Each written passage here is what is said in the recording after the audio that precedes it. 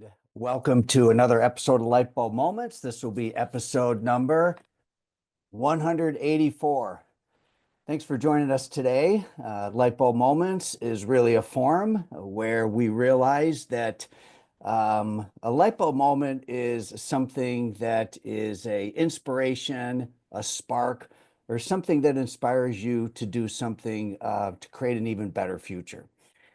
I'm Tom Kuhn. I'm host and curator of Lightbulb Moments. And again, welcome to episode number 184.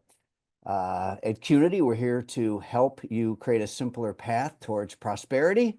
Remember, to prosper, manage your ATM, the three currencies we have in life: attention, time, and money. And thanks for spending your precious attention and time with us today. Lightbulb Moments is sponsored by Qnity.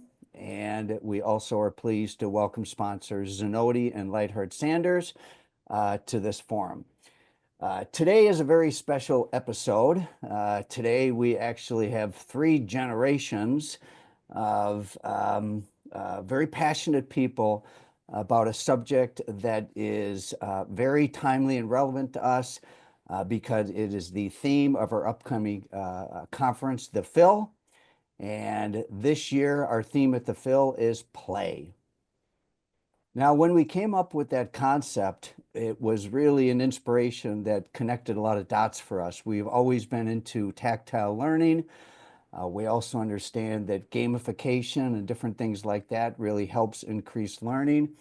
But little did I know that we would have the foremost authorities on the play, the research on play, the importance of play, as our guest today. And it really, the theme for the Phil even seems a lot more relevant than I ever realized. So anyway, we have with us today, we have Dr. Stuart Brown, who's joining us from California. We have Lauren, let me make sure I get the pronunciation right, Lauren Sundstrom, Mia Sundstrom, and they are both joining us from Colorado. So good morning to all of you. Good morning. Good morning. You. Morning. Look at this, three generations, my goodness. And all of you are involved in the National Institute of Play. So Dr. Brown, I'll get to you in a moment, but maybe it's because I'm a middle child. I'm going to start with the middle, which is you, Lauren. I'll do it. I'll do it for you. I appreciate the sentiments. Yeah, so I'm a board member and also Stuart's youngest daughter, as you mentioned. And yeah, he's devoted his life to the science of play. And it's been just such an honor and a pleasure to witness how that has helped the world at large, how it's helped me and my family. And just as an adult, again, embracing play has just made an immense difference to me and to those around me. So I've had a varied career, and I'm at a place in life where I really can jump in and help preserve his legacy and help elevate the platform of the National Institute for Play, which we're trying to do through partnerships and different kinds of things like this. It's a lot of fun. We have a lot to say, and it's just a great honor. I'm really grateful to be part of it. Mia, we're going to go to you next. So tell us a little bit about yourself and what your role is in the National Institute of Play. Sure thing. Well, first, I'd just like to say I'm lucky to be born into this family. I think Dr. Stuart Brown, to be able to call him grandpa, it makes me one of the luckiest people on the planet. So, and then to have a mom who really truly embraces his work and has parented in that way and enabled me to flourish in life through the principles of the science of play. It's everything. It's been everything to me, and it's influenced everything that I did from sports as a kid to my career now. And so similar to my mom, I just think that we're at a stage where the National Institute for Play deserves to be elevated, and the work that Stuart has done just deserves to be seen by the world. And so I want to be a part of that. I am director of social media. I'm the young one. I'm not cool. I don't like social media, but I do think that it's an important platform for the incredible power of play to be shared. And so I'm trying to get his message out to the world via social media and to kind of jump in more fully to that.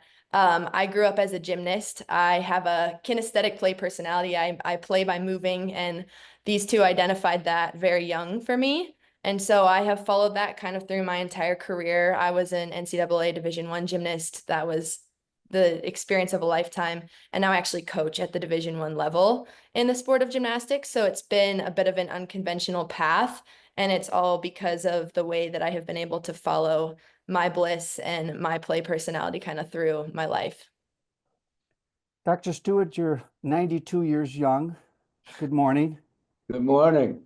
And here you are with us today. We got, you're sort of the legend here. So JP of our team, who is a super fan, she was director of early childhood program, also a teacher at a local tech school, was introduced to your work and realized the alignment and how she wanted her team to experience team meetings. She began sharing this as a presentation to other directors in the world of business who saw value in adding action, movement, and adult learning. Your book, How It Shapes the Brain, opens imagination, invigorates the soul, really spoke to me as a parent. And then Michelle Schuster was exposed to, she's our COO, by the way. So we have two team members that are super fans of you guys. They know a lot about, more about the subject than I do.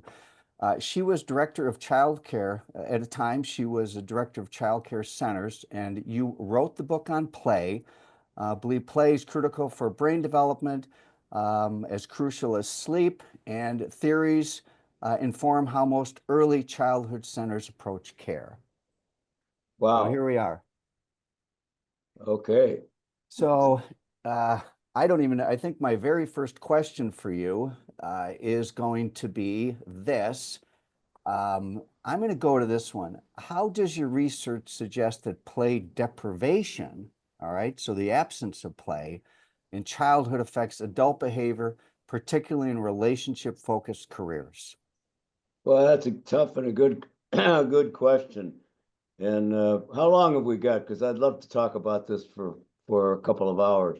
But let's take a look at what play is for human beings. We're born with it. It's intrinsic to our nature. It shows up with the first social smile between mother and infant, for example, and the joyful response that each has to the other. And if you're in a memory care unit and you hear "You Are My Sunshine" and you loved that song when you were in your 30s, suddenly you're going to perk up and be playful. So from birth to death, play is there.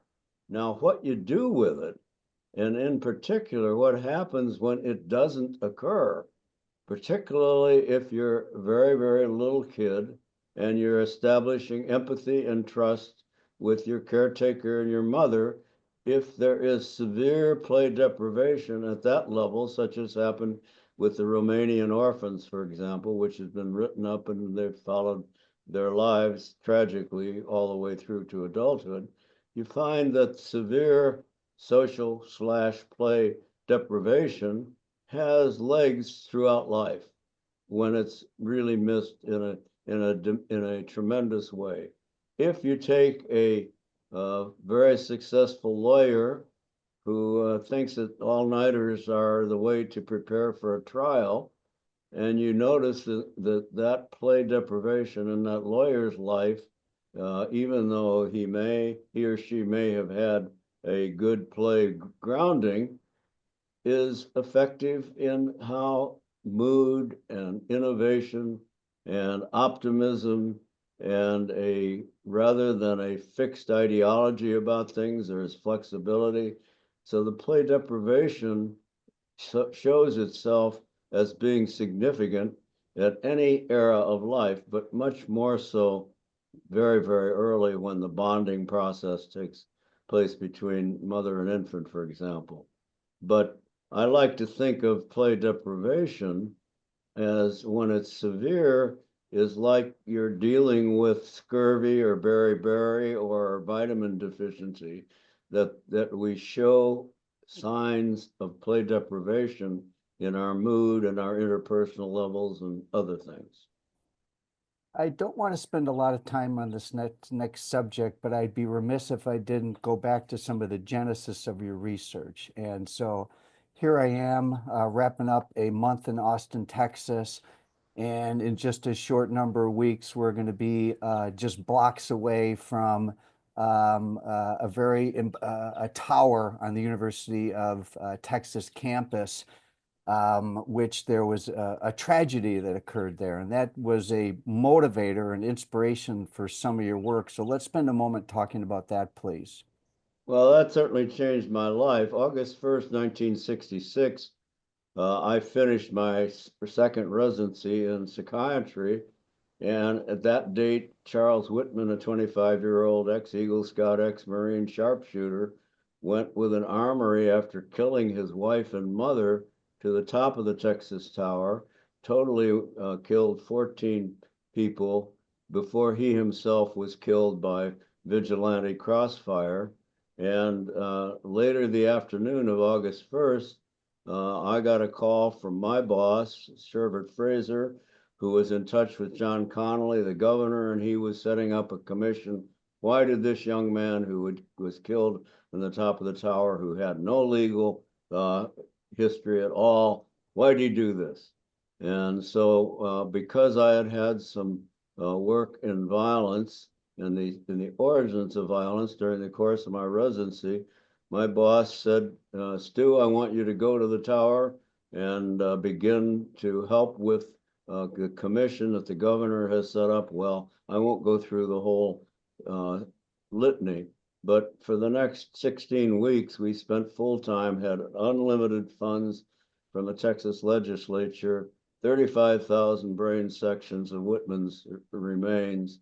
And we came to the conclusion, we, the commission, which was made up of a lot of variety of specialists and others, that the fact that he could not engage in normal play behavior because of a sadistic, overbearing father, Charles Whitman, did not handle his violent impulses and could not handle them. And he had had training in the Marine as a sharpshooter and was under tremendous stress at this particular period of his life. And the tragedy occurred. Well, I thought, this is something's going on here, and play seems to be significant. So I got a grant to study the homicidal individuals in the Texas prison system. And for a year, we put a team together and studied 26 young individuals, males, all of whom had committed homicide as the only act that put them into prison.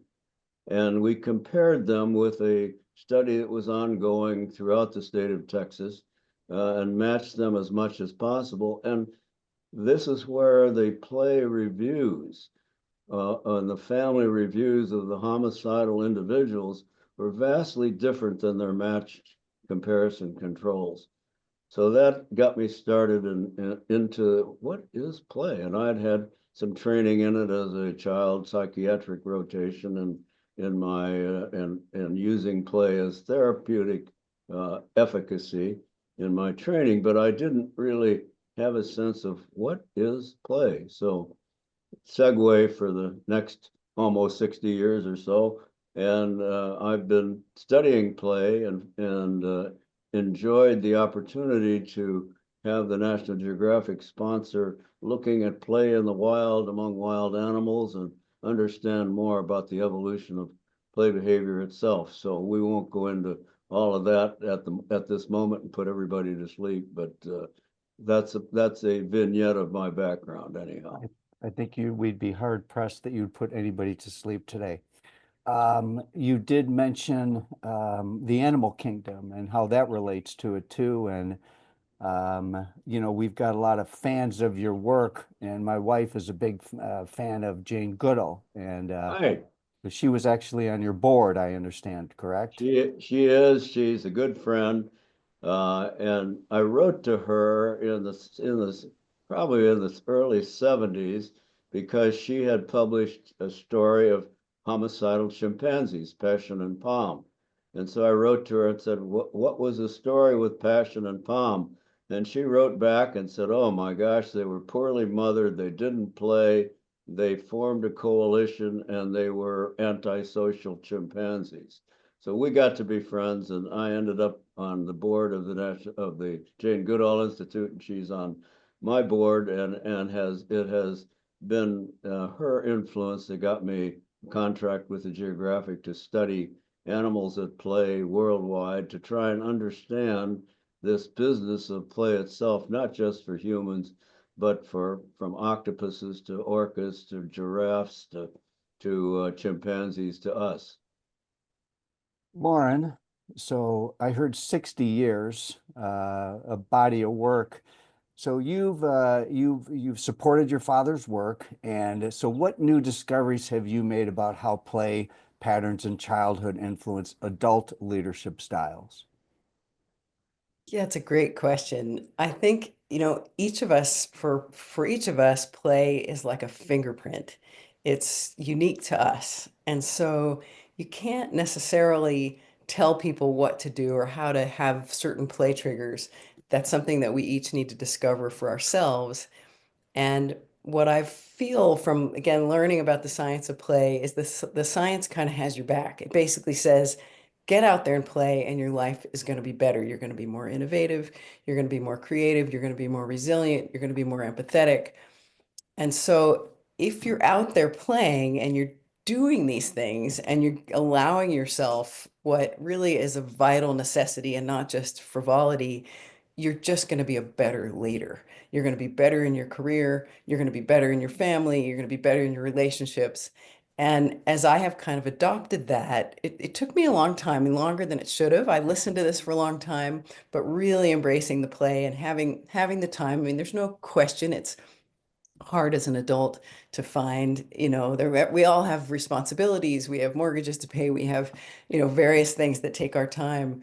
But when we do really step into our play nature and find even just a brief moment, it will have vast implications in your life. And I feel that in my own life.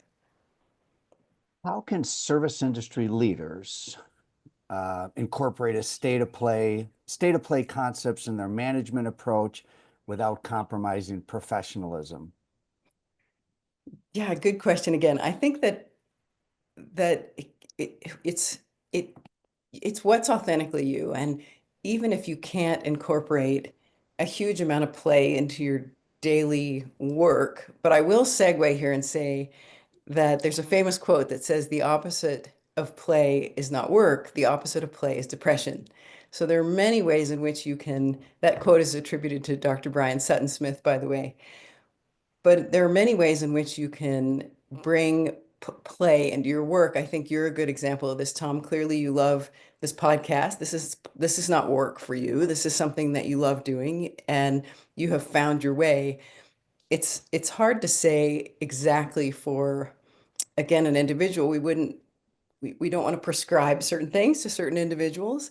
I think that Dr. Brown has a fun little vignette that he can share about kind of the history of folks in of grooming, and how grooming one another has been something that's evolutionarily been part of our heritage. So maybe I'll turn it over to him to address that, and we can come back to the leadership again. Please do, Dr. Brown. Okay, well, one of the things that Lauren pointed to, and that you triggered in me when we prepped for this podcast, was that there's a fundamental element of being human where we like to be groomed like the chimpanzees do, and we like to look good. And if you look at the paleoanthropology of human beings going back 50,000 or more years, we've used trinkets and had necklaces and things which we shared through trade. So there's a fundamental drive to groom each other and to look and enjoy kind of sparkling looks through grooming and through something that gives us a sense of pleasure. But there's an advisor to the National Institute for Play by the name of Frank Wilson. He's a neurologist who originally found that piano playing savants had blocks to their musical ability. And so as a neurologist, he tried to understand the hand-brain connection and why they got into trouble. And his work, beautiful book called The Hand, talks about the hand-brain coevolution to where the brain gets really stimulated by hand activity. So hands-on grooming is tremendously good for you, and it's good for the interaction between you and whoever you're grooming. And there is even goes beyond that. I can go off on this because Frank and I got to be friends years ago, and Frank told me the story that he realized that the people that were being hired to replace researchers at NASA, they were having trouble, even if they were Caltech, MIT, Harvard graduates, they weren't always good in research. So that he and the director of HR at JPL and NASA came up with the recognition that if the people had tinkered and played with their hands and built things, plus went to Caltech and got a really solid education, they were the most innovative researchers, and that's who you should hire. So the hand-brain coevolution and the ability to enjoy grooming someone and getting good at it and being innovative is not only good for the interaction in the professional sense, it's good for the brain of the person using their hands throughout life. So this is a kind of a scientific riff on the whole thing. Yeah, that's a riff that I would we could continue and have a whole session just on the hand-brain connection. I mean, I'm just fascinated by this. Did you say the name of the book was called The Hand?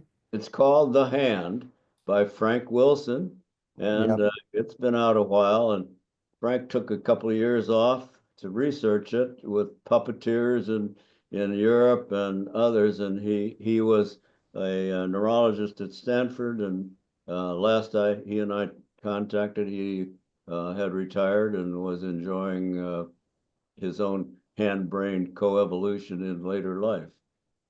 Lauren, I'm going to come back to you in a moment, but let's stay here a little bit further. And we talked a little bit about the tactile component of hairdressing. And obviously, you know our audience, and so speak to that for a little bit.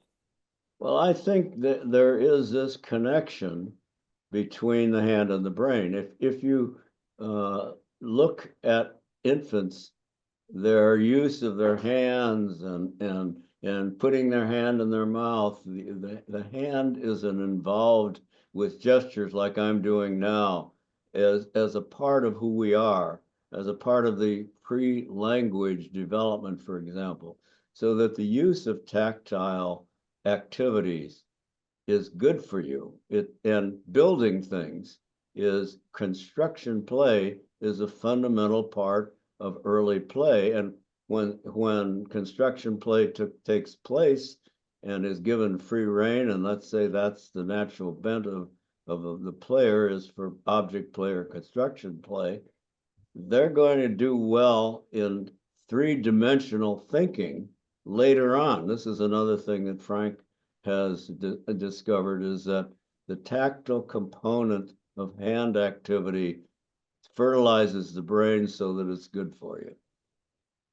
And I would just add to that while we're on this topic that Dr. Brown identified 8 play personalities that are, typical predilections for people to enter a state of play. And one of those is the creator or artist.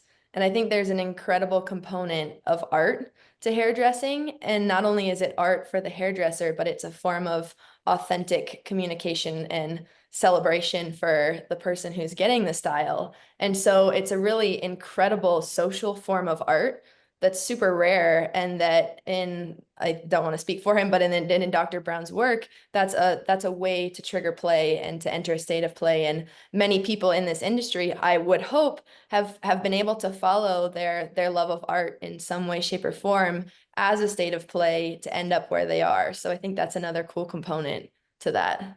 That's a really great insight, Mia.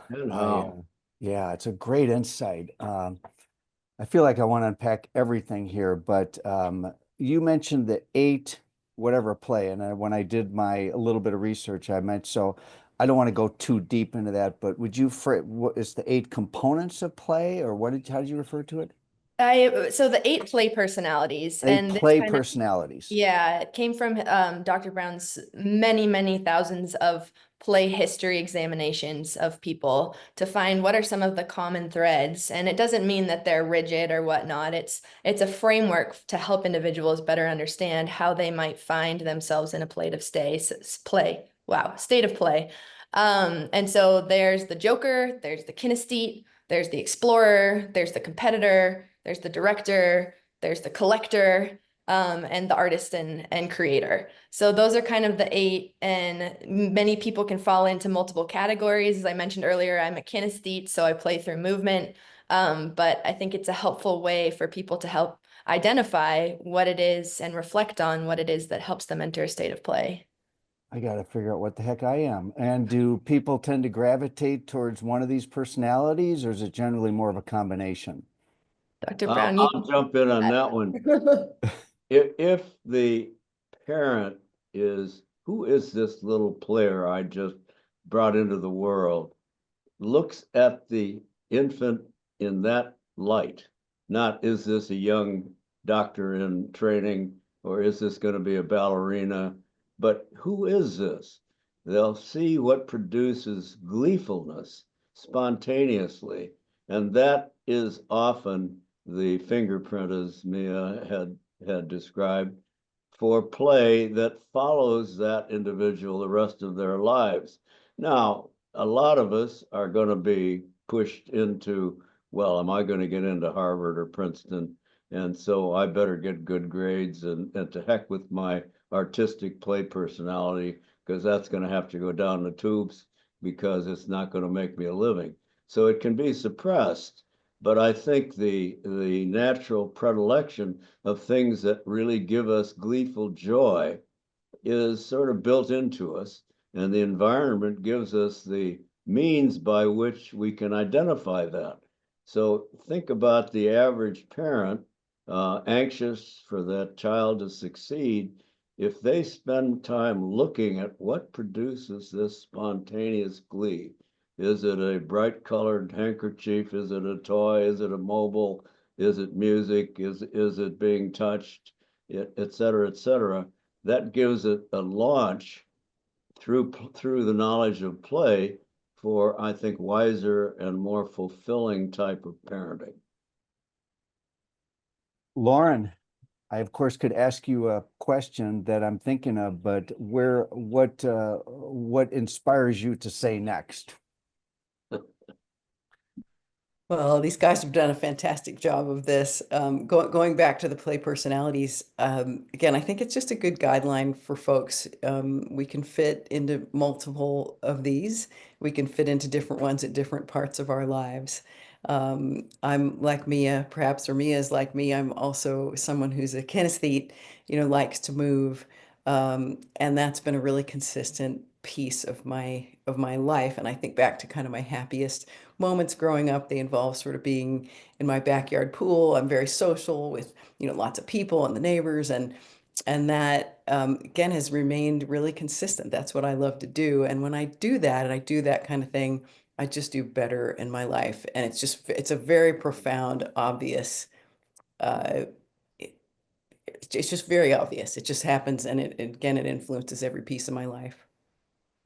So, what role does play have in building trust between service providers, whether it's a hairstylist, a massage therapist, whatever, and their clients, particularly in industries involving personal care and touch?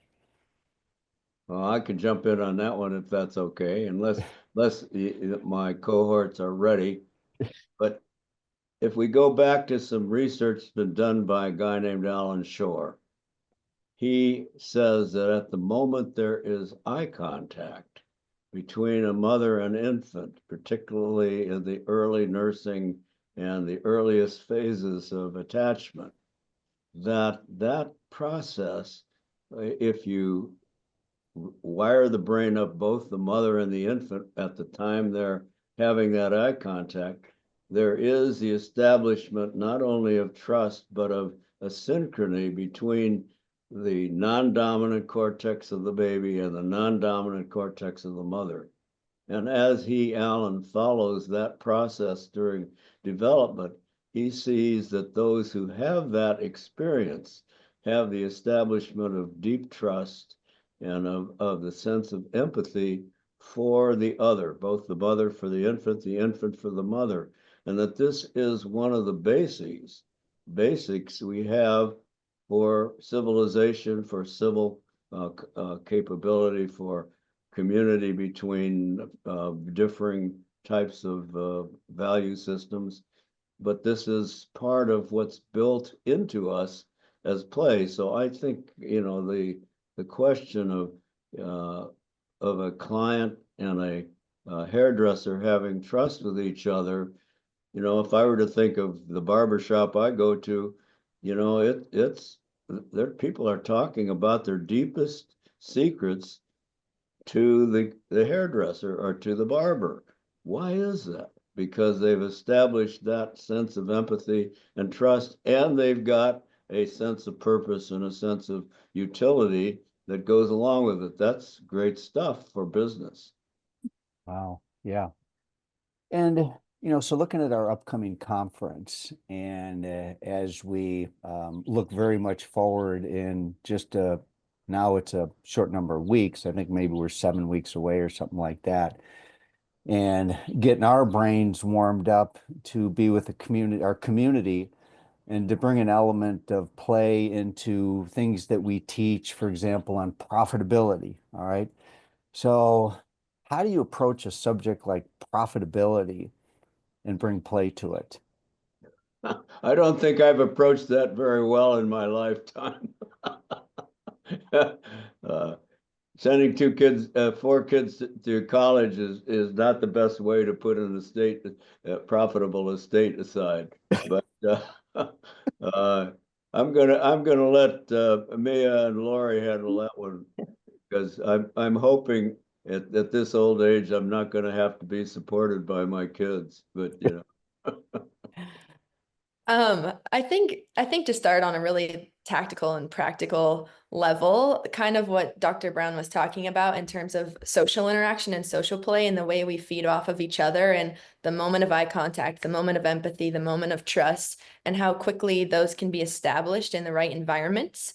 I think there's a level of enthusiasm that you can bring to a topic like that and a way to ask the questions in a more outside the box way that foster innovation. Maybe you're starting with a blank piece of paper instead of a lined piece of paper, and there's no parameters for what profitability is, and anyone can define it however they want to. And you start there and you see where you get. And I think that you can, the things that could come out of again, play in and of itself requires a little bit more of an unstructured environment. So to find a way to start unstructured and then to see what novelty comes from that, and then to hone it in on what's practical and what's possible. But I mean, even a level of enthusiasm and maybe even some humor surrounding a topic like that that's typically stressful and that everyone knows is the bottom line. You don't have to say that. Everyone knows it, but to be able to just approach it in a little bit of a different light, even for 15 minutes, would be one way to just, again, create those social connections, those interactions, and set the environment for creativity. So that's a really small example. And Dr. Brown, I don't even know if that's fully scientific, but I have found that in environments where that could happen, and it's amazing what things come out of that. A pretty darn good answer, Mia, I'll say, for right off the cuff like that. I'll say. Lauren, did you want to piggyback on that, or do you want to leave it rest right there? Well, I think she said it really well. I think she said it really well. One of the things that is really interesting to address in this general topic of play and play science is the work that's been done on animals, and most of the research has been done on animals. And I just had the pleasure of having lunch with one of the lead animal play researchers in Boulder last week, and his quote is that play is training for the unexpected. And when you see it, you can see it really obviously in animals when you see wolf pups wrestling and your dogs, you know, the playing, you kind of think, well, this looks great. But there's actually so much going on there. They're understanding, again, kind of back to this, you know, they're understanding social cues, they're understanding the roots of empathy and trust, they're understanding how far can they push it, they're making up the rules of the game as they go along. And it's kind of practice for life. You see that again in the wolf pups, but you see it in humans as well, particularly in young kids in rough and tumble play. It's the same thing. It's why it's so important for kids to go through that stage. It starts to build these roots that then can flourish throughout their life.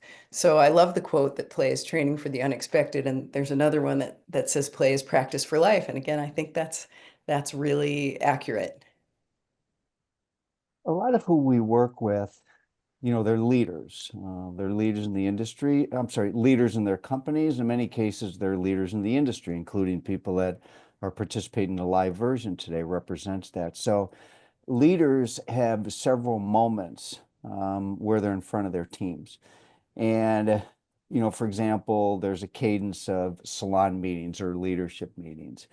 How can you bring play into what otherwise might be a routine meeting to go through, you know, past, present, and future? So salon gets together, leaders in front of the room, the whole team is expecting the usual format.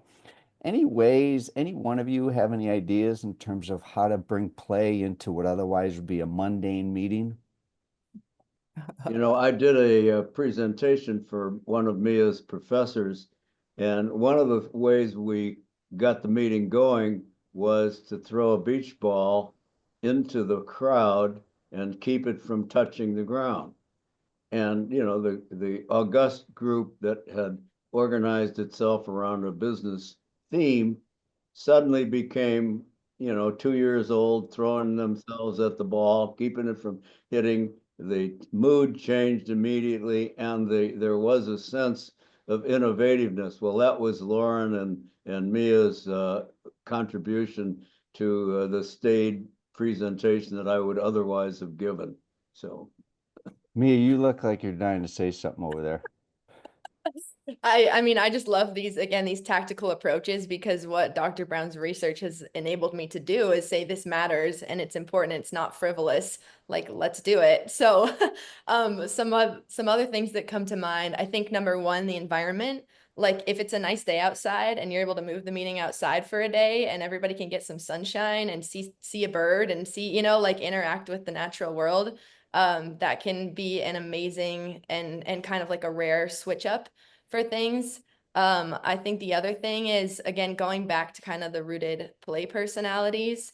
If you can bring in, like, you know, say you have and this takes the leaders knowing what their employees' play personalities might be. And I think that's a really important piece of leadership. Quick, small aside, I've worked for the chancellor of the University of Denver, and he's also a kinesthete, and he swims at lunch.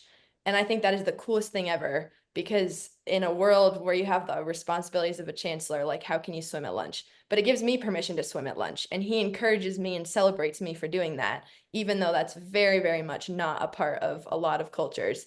So I think to start, for the leaders to be able to identify what are my employees' play personalities and what might really kind of get them going and intrinsically motivate them to like engage differently in this meeting. So for instance, if you had a group of competitors, you could turn a meeting into a game. It could be like two truths and a lie as a quiz, instead of like about what's going on in the industry or in the company. But I think there's a lot of fun and simple gamification even to get through some like dry content that you could add to. So just a few other ideas. Lauren, you're in the world, you do like a lot of strategy type work, right? And I'm sure that you've confronted this question yourself, whether you're a strategic planning meeting, whatever. Any insights on this? Yeah, I mean, I think just building off those same themes that Mia raises of keeping things flexible, keeping things nimble. If you're the people that you're working with are tapped into their own play natures and they know what to do, and they're doing that, they're going to come to the meeting, they're going to come to the challenge much more prepared, again, to think outside the box, to think more creatively, more innovatively. So some of it is just very simply recognizing what is it that motivates us? And people are vastly different. I mean, you kind of just said a minute ago what you didn't know what your play personality is. Maybe you're a director. There you are. You're kind of directing this, this entity here. You're directing this podcast. You seem like somebody who likes to be in charge, who likes to bring others' ideas in. And so that's just an insight for you. You may come across other people in your organization with that same play personality. You may find, again, like Mia said, someone who's who's super competitive. You might find someone who's much more the creative artist type. And if you can bring that into your work, into your profession, I think you're just far better off. It's just plays to your strengths. Do you have an assessment type activity or tool? So literally we can be in a room and someone to quickly, because everybody likes to profile themselves, we all love assessments. Do you have something that's an exercise uh, that allows someone to identify their dominant play personality?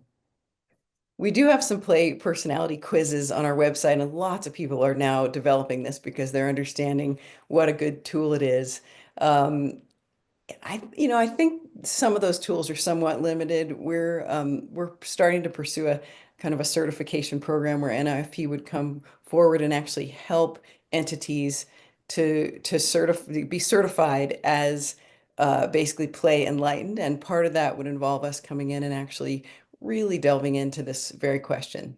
So I think it's better when you can do it one-on-one in person, but yes, there are some tools. Our website is a good place to start. Mia, your part of your role is getting the word out, and well, we just got queued the website, so I'm gonna hand this one off to you and tell us how we all can support this great work. You got the Oh my floor. gosh. Wow. This is amazing. I think the first way to support the work is to embody it and to start the culture of playing more, because when you may find when you start doing that, that is absolutely contagious. And like adults and everybody who has stopped playing for one reason or another, or maybe it's a societal boundary or whatever that is, they just jump right back in with you. And it is like the purest form of joy and leadership. And so I think the first way to support the work is to embrace it and to spread it and to share that when you understand the science of play, it gives you permission to play and to give others the permission to play. You will be doing them such an amazing service. So I think that's number one. Number two is, yeah, check out our website. And if you have connections or if you're interested in, again, we're trying to elevate the brand right now of NIFP. So if you have connections or you're interested in what would a play certification look like for me personally, for my organization, for my company, Yes, we are. would what? We're interested. Awesome. Keep going. We would love to have those conversations. If you know other people who might be interested, we would love to have those conversations with them. I think for us, turning this science and all of this research into something that's truly applicable on the day-to-day basis to improve the culture and the well-being of individuals and the productivity of companies is truly what we're looking to do, because we know it's possible. And so if you know, and if you know anyone, put us in touch with them. We want to have those conversations. We want to help, and we want to kind of really dive in on the organizational level with this work. Yeah, well, I'm nominating JP Gunderson from our team. Way to And go. how many people do you need to get this thing kicked off? Oof, Uh, that's a good Yeah, question. our intention is to start with three companies, three organizations, and we have three that are in mind and that we're collaborating with now. And then we'd like to expand that further. It's just a really great way again to elevate the platform and to bring this to the world. And it's a little bit different because Dr. Brown has been, the academic, which has been fantastic and absolutely needed. And now, we see different opportunities again for partnerships and some other things that can help get the message out. can you handle at least two more companies? I'm sure we can. Absolutely. Okay. Absolutely. Because Michael Shea from Seattle just threw his hat in the ring. We've got Qnity, so now you're up to 5 companies. How else can we help? Oh my gosh, this Wow. is amazing. This is absolutely amazing. As I mentioned before, I don't like social media. That is not a state of play, and it is an antidote to play, and that is part of also why in our digital world play is increasingly important. But for the sake of it, if you'd like to follow Dr. Brown on social media, um, if you're on there, that would be helpful too, because again, the more eyes on this work in the digital space, the better. And even if that can be us getting people off of screens in the future, then we'll take that. So we can put the Instagram handle in the chat too. You know, you mentioned office screens, and I was going to go there. I didn't really have the thought fully developed into a question yet, but in the back of my mind, I've been thinking to myself, you know, Qnity was actually born in a graphic design studio. Literally, the very first person involved in our company was an award-winning graphic designer, and her and I would be across the table with each other, and we literally, you know, created all of our tools in a very tactile environment. And that face-to-face, that hand-eye connection, the moving around of grids is hugely valuable, and it was really the genesis of Qnity. We've now moved into a space where everything is so screen orientated. You know, I had someone a few years ago, I was like, you know, we really need to get together and storyboard this. And she just looked at me and said, well, you know, you could do that all in the cloud. I said, like, you're missing the point. You know, creativity happens in a way that isn't always in the cloud. It happens through the Yeah. interaction of the hands and the moving stuff around. And I'm really worried that this generation's going to miss that point because they're going to be so face planted into a screen that it's going to fundamentally change creativity and not in a good way. Mhm. Yeah. I mean, Uh, I'm of this generation, so I feel like I can speak to it a little bit and then and anybody else add in. I think one of the things that Dr. Brown and is that we've talked a lot about this kind of reassured me of is there are ways to play in the digital spaces. And there is a benefit to social connectivity, and video games can be a play state and maybe VR and maybe that, you know, like not all of this is bad. However, there are a lot of pitfalls to it and a lot of easy ways to replace scrolling on social media for the quick dopamine hit that is not a playful state and that doesn't have the same long-term benefits of playing, but it's easier and it's right there and it's always a distraction and a reason not to play. And so I think it's a balance of just recognizing the spaces where digital is tremendously helpful and beneficial to efficiency and the what you can create and how it can be done and when it is hindering creativity. And it sounds like I think just an awareness of that is the grounding for it because it's again, it's not all bad. It's just using it in the right ways. we discussed the possibility to have one, two, or in a perfect world, three of you join us at our theme-based conference, The Phil, on May 18th, 19th, and 20th, any one of those days. Dr. Brown, I don't know that you travel anymore, but you, of course, are welcome. And so I think we need What to, a nice invitation. what's that? Yes, A so that nice is, invitation. Thank you. yeah. And it could be an opportunity to help jumpstart your certification a little bit more. So certainly Lauren and or Mia or both of you, you know, let's put that out there. Is that possibly an option? Here, I'm putting you on the spot live. Yeah, Absolutely. absolutely worth a conversation. We'd love to Absolutely. help. Yeah, Yeah. we'd love to help you. You got a good thing going, clearly. Yeah, Yeah. yeah, yeah, yeah. Great opportunity. Thank you Yeah, for thinking of us for that. It's amazing to have this platform. yeah, how fun. We could talk about this all day, and there's so many different subcomponents here. The whole hand piece just has me fascinated. And I love, Lauren, you said science has your back. That was a lot of light bulb moments today. The whole grooming element, the work of Frank Wilson sounds fascinating too.